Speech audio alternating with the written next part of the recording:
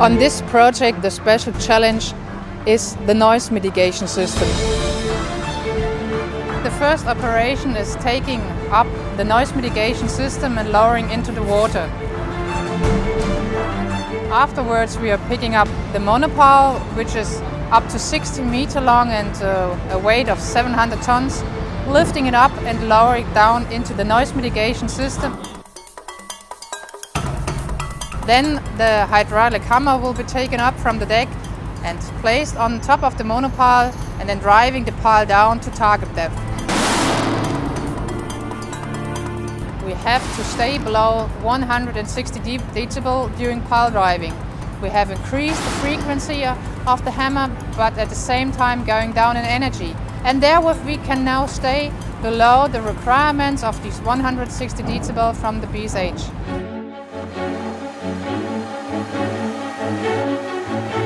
The next step is then, of course, taking the noise mitigation system out of the water and putting it back on deck.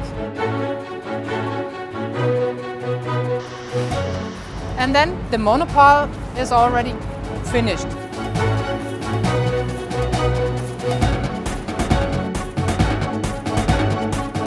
We will then take the transition piece from the deck and put it on top of the monopile.